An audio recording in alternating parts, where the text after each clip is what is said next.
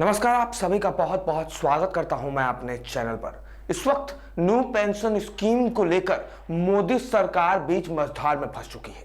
Old pension scheme versus new pension scheme पर मोदी सरकार के आगामी चुनाव में मुसीबतों का एक बड़ा पहाड़ टूटते नजर आ रहा है, जिसको देखकर अब मोदी सरकार ने एनपीएस में कुछ बदलाव करने की सोची है। जी हाँ, न्यू पेंशन स्कीम मोदी सरकार के लिए जिस तरीके से गले की फांस बन गई है, उसको देखते हुए मोदी सरकार ने अब 3 विकल्पों पर मंथन शुरू कर दिया है। तो चलिए आपको दिखाते हैं आखिर केंद्र सरकार के मन में ओपीएस को लेकर और एनपीएस को लेकर क्या कुछ चल रहा है, और इस बीच कैसे केंद्र सरकार एनपीएस को निरस्त करके ओपीएस की मांग रखने वाले केंद्रीय कर्मचारियों को खुश करने की एक नई प्लानिंग तैयार कर रही है। चलिए आपको दिखाते हैं, मगर आगे बढ़ने से पहले आप सभी से हमारा अनुरोध है कि हमारी यह खबर पसंद आए तो इस पर लाइक शेयर के साथ कमेंट जरूर कर दीजिएगा। इस पूरे मामले पर अपनी राय, अपनी प्रतिक्रिया जरूर दीजिएगा और साथ ही साथ हमारे चैनल को सब्सक्राइब जरूर कर दीजिएगा। दरअसल सरकारी कर्मचारियों में ओल्ड पेंशन स्कीम की बढ़ती डिमांड को ध्यान में रखते हुए केंद्र सरकार सतर्क हो गई है। यह चुनावी मुद्दा बन रहा है और कई राज्यों में असेंबली चुनाव इसी साल होंगे, फिर 2024 में आम चुनाव है। इससे पहले सरकार और पेंशन रेगुलेटर के अंदर 3 उपायों पर मंथन चल रहा है। एक उपाय यह है कि ओल्ड पेंशन की तरह लास्ट सैलरी की आधी रकम तक पेंशन तो मिले, लेकिन उसके लिए कर्मचारी से योगदान लिया जाए।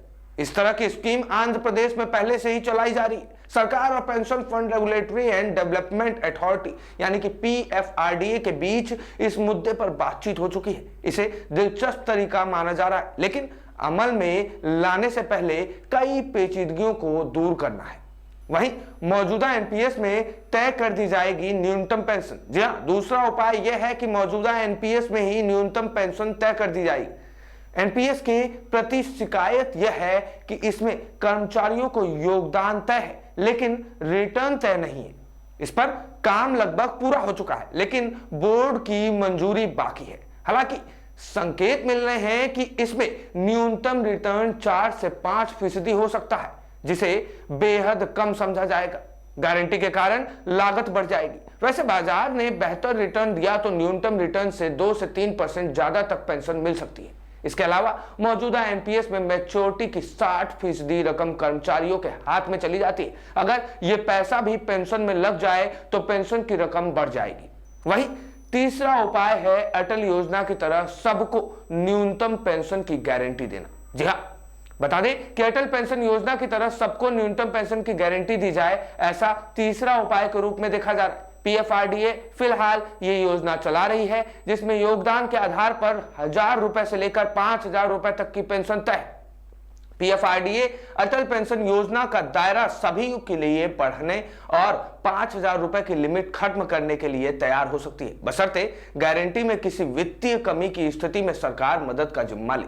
अटल पेंशन योजना के पीछे सरकार का हाथ है। तीनों उपायों पर विचार करने का जिम्मा पीएफआरडीए के पास ही है, लेकिन मुश्किल यह है कि फिलहाल इसके नए चेयरमैन की नियुक्ति का इंतजार है। पिछले चेयरमैन का कार्यकाल हाल ही में पूरा हो गया। नए चेयरमैन की नियुक्ति के बाद इस पर काम तेजी से बढ़ सकता है। ऐसे में ओपीएस के मामले पर एनपीएस को और ज्यादा प्रभावी करने के लिए केंद्र सरकार इन तीनों उपायों के बारे में सोच रही है। बहरहाल अब देखना यह होगा कि ओपीएस लाती है या एनपीएस, क्योंकि चुनाव से पहले केंद्र सरकार को इन दोनों में से किसी एक मुद्दे पर निवारण निकालना पड़ेगा। वहीं हमारे दर्शकों में कुछ लोगों ने कई बार हमसे सवाल पूछा कि आखिर सीएपीएफ कर्मचारियों को जो ओल्ड पेंशन योजना देने की बात कही गई है, आखिर वो कब लागू होगी। तो हम आपको बता दें कि ओल्ड पेंशन स्कीम सीएपीएफ को जारी करने के लिए हाईकोर्ट की तरफ से आदेश आया था।